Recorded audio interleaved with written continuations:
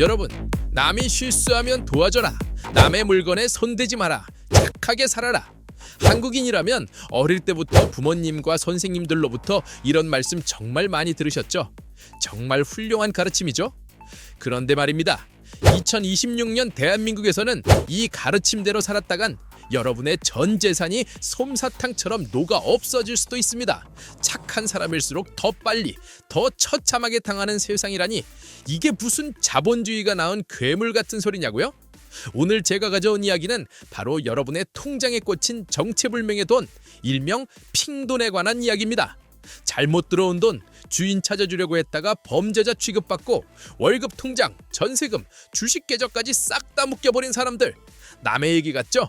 지금 이 영상을 보는 여러분의 스마트폰이 띠링 울리는 순간 당신도 예외가 아닙니다. 오늘은 이 악질적인 신종 금융사기, 통장 묶기의 실체와 2026년 최신 대응법까지 아주 자세히 알려드리겠습니다. 귀 쫑긋 세우시고 잘 따라오세요. 자, 상황 하나를 가정해 봅시다. 우리 구독자님들 중에 중고거래 하시는 분들 많으시죠? 혹은 자영업 하시면서 계좌번호를 가게 앞에 떡하니 붙여두신 사장님들도 계실 거고요. 어느 날 평화로운 오후, 여러분의 통장에 뜬금없이 20만 원이 입금됩니다. 입금자명을 봤더니 오라, 이름이 좀 특이합니다. H942 아니면 나야나 같은 이름으로요. 보통 사람들은 이렇게 생각합니다. 누가 돈을 잘못 보냈나? 아이고, 이 사람 애타겠네, 돌려줘야지. 혹은 자영업자라면 단골 손님이 외상값 갚으셨나? 하고 대수롭지 않게 넘기죠.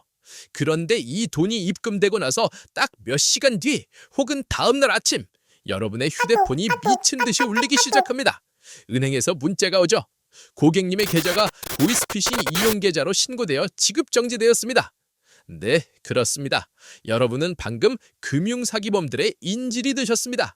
우리가 아무런 잘못을 하지 않았어도 그저 계좌번호가 노출되어 있었다는 이유 하나만으로 사기 이용 의심 계좌가 되어버린 겁니다. 이게 바로 그 유명한 통장 묶기입니다. 혹시 에이 쿠니쿤, 계좌 하나 정지된 거 가지고 뭘 그렇게 호달갑임? 다른 통장 쓰면 되지 라고 생각하시나요? 천만의 말씀, 만만의 콩떡입니다. 실제 지급 정지가 걸리면 해당 계좌의 입출금, 이체 등 대부분의 거래가 막히고 전자금융거래 제한까지 함께 걸리는 경우가 많습니다. 앱으로 송금 절대 안 되죠. ATM 출금도 제한될 수 있습니다. 돈을 찾으려면 신분증 들고 은행 창구에 가서 사정사정해야 하는데 은행 직원은 차갑게 말할 겁니다. 고객님, 사기 이용 의심 계좌로 신고되어 있어서 저희도 함부로 풀 수가 없습니다. 법이 그래요, 법이. 더 무서운 건 뭔지 아세요? 여러분은 이제 법적으로 보이스피싱 번죄 연루 가능성이 있는 사람으로 의심받는 상태가 된 겁니다. 경찰서에 출석 요구서가 날라오고 당신 사기 방조한 거 아니야? 라는 취조를 받게 되죠. 20만 원 잘못 받은 죄치고는 대가가 너무 가혹하지 않나요? 도대체 이 나쁜 놈들은 왜 이런 짓을 하는 걸까요? 크게 두 가지 유형이 있습니다. 첫 번째는 삼자 사기 유형입니다. 보이스피싱 범이 진짜 피해자 A씨를 속여서 아무 상관없는 여러분 B씨를 통해 돈을 보내게 합니다. 그리고 범인은 여러분에게 연락해서 아이고, 제가 돈을 잘못 보냈어요. 제 와이프 병원비인데 다시 보내주시면 안 될까요? 라며 눈물 연기를 펼치죠. 여러분이 마음 약해져서 범인이 불러준 계좌로 돈을 보내주게 되면 여러분은 보이스피싱 자금 세탁의 전달책이 되는 겁니다. 두 번째가 더 악질인 통장 협박입니다. 아까 말한 H942 같은 놈들이죠. 이놈들은 애초에 여러분의 돈을 노리고 일부러 소액을 입금합니다. 그리고 본인들이 은행에 나 보이스피싱 당했어 라고 허위 신고를 해버려요. 은행이 법에 따라 계좌를 지급 정지하면 그때부터 본색을 드러냅니다. 텔레그램으로 연락해서 계좌 풀고 싶지? 합의금 200만 원 보내. 안 그러면 계속 묶어줄게 라고 협박하는 거죠. 실제 사례들에서는 모욕, 성희롱 발언까지 동원되는 악질적인 경우도 보고되고 있습니다. 여기서 궁금증이 폭발하실 겁니다. 아니 쿠니쿤, 은행이 바보야? 내가 사기꾼인지 아닌지 확인도 안 하고 그냥 묶어버린다고? 네, 억울하시겠지만 은행 입장에서도 어쩔 수가 없습니다. 바로 통신사기피해 환기법 때문인데요. 이 법은 원래 보이스피싱 피해자가 돈을 떼이자마자 범인이 인출해 도망가는 걸 막으려고 만든 애초 취지는 매우 정의로운 법이었습니다. 그래서 신고가 접수되면 금융회사는 전기통신 사기 피해 이력이 의심되는 계좌에 대해 신속하게 지급 정지를 걸도록 규정돼 있습니다. 일단 막고 나중에 따져보자는 구조인 거죠. 범인들은 바로 이 피해자 보호 시스템의 허점을 노린 겁니다. 신고만 하면 무조건 빨리 막힌다는 걸 악용해서 선량한 자영업자, 개인들의 밥줄을 끊어놓고 돈을 뜯어내는 무기로 쓰는 거죠. 피해자를 위한 당태가 오히려 무고한 사람을 찌르는 찬이 되어버린 아이러니한 상황입니다. 억울하게 통장이 묶였다가 풀려나도 문제는 남습니다. 한 번이라도 지급정지당했던 계좌는 금융권 내부 전산망에 사기 이용 이력이 남을 수 있고, 일부 금융회사는 내부 리스크 관리상 이런 이력을 참고할 수 있습니다. 나중에 대치를 받거나 신용카드를 만들 때 불이익을 받을 가능성이 생긴다는 점에서 나는 떳떳하다라고 외쳐봐야 금융 시스템은 생각보다 냉정할 수 있습니다. 게다가 최근에는 코인을 이용한 신종 알바 사기까지 판을 치고 있어요. 코인 대신 구매해주면 수수료 줄게 라는 말에 속아서 계좌를 빌려줬다가 나도 모르게 보이스피싱 자금 세탁 공범이 되어 전자금융거래법, 사기 방조 등으로 형사처벌까지 받을 수 있습니다. 이제는 단순히 돈만 잃는 게 아니라 범죄자가 되느냐 마느냐의 기로에 서게 되는 겁니다. 범인들은 점점 더 교묘해집니다. 예전에는 대포 통장을 썼지만 이제는 간편 송금, 오픈뱅킹 서비스를 악용합니다. 카카오페이나 토스 같은 서비스는 상대방 계좌번호를 몰라도 돈을 보낼 수 있잖아요. 이걸 악용해서 자금을 이리저리 돌리며 추적을 피합니다. 그리고 범인들은 주로 해외에 서버를 둔 텔레그램을 씁니다. H942, QBD3 같은 아이디를 입금자명에 적어놓고 피해자가 제 발로 찾아오게 만들죠. 서버와 조직이 해외에 얽혀있는 경우가 많아서 수사가 길어지는 사례도 적지 않습니다.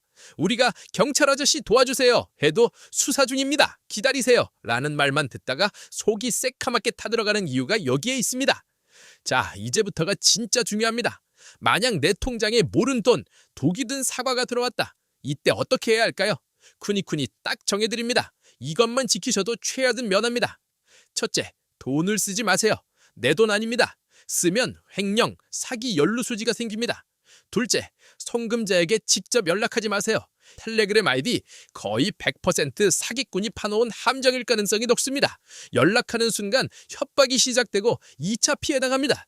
셋째, 직접 돌려주지 마세요. 돌려달라고 해서 덜컥 보내주면 여러분은 자금 세탁책이 되거나 사기 반조범이 될 수 있습니다.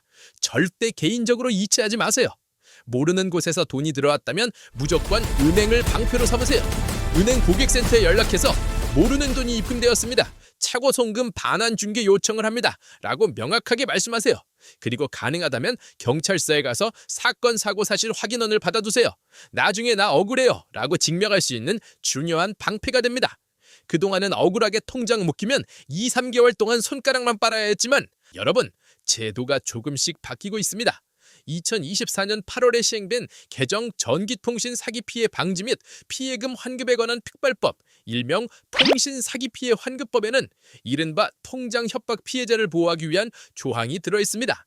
이제는 협박 문자나 텔레그램 캡처 같은 통장 협박을 당했다는 객관적인 자료와 사기와 무관하다는 정당한 소명 자료만 있으면 금융회사에 이의 제기를 해서 실제 사기 피해금에 해당하는 금액에 대해서는 지급 정지를 제외하도록 요구할 수 있게 된 거죠. 예전에는 피해자가 합의 안 해주면 꼼짝없이 묶여 있었는데 이제는 이분이 통장 협박 피해자라는 근거가 확보되면 은행이 더 이상 무기한으로 모든 거래를 막아들 수 없게 된 겁니다. 그리고 하나 더, 오픈뱅킹 안심차단 서비스라는 것도 도입됐습니다. 이 서비스는 금융결제원, 금융당국이 구축한 제도로 내가 선택한 금융회사에 대해서는 오픈뱅킹 신규 등록, 출금, 조회 등을 미리 전면 차단해두는 안전장치인 거죠. 쉽게 말해 나 이 은행은 오픈뱅킹 아예 못쓰게 잠가둘래 라고 미리 걸두는 안전장치입니다. 이걸 켜두면 범인들이 내 정보를 털어라도 해당 금융회사에서는 오픈뱅킹을 통해 내 계좌를 마음대로 등록하거나 빼쓰지 못합니다. 지금 당장 은행 앱이나 어카운트 인포 앱에서 본인에게 맞는 안심 차단 서비스를 확인하고 필요한 건 신청해두세요. 대부분 무료입니다. 호의가 계속되면 권리인 줄 안다는 말이 있죠.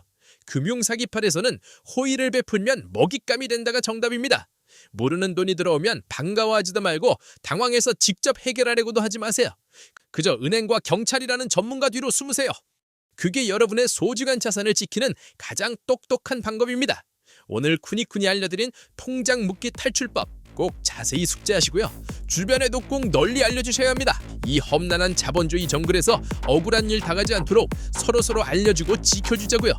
오늘 내용 유익하셨나요?